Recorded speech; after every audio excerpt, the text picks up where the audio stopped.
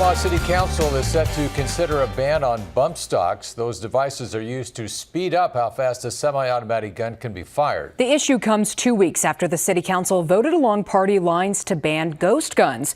Dave Zavolinsky is at the 6 on Your Side alert desk with the latest. Aaron, John, the City Council is working its way through the agenda as we speak. They have not gotten to the bump stock debate just yet.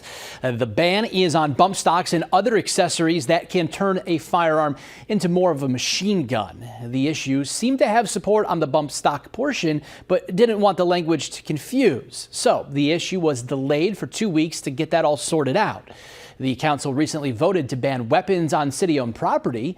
The changes to city ordinances follow the passing of a Nebraska law this year, which allowed people to conceal carry without a permit. We'll continue to follow the very latest from city legislative chambers here throughout the afternoon on 6 News. From the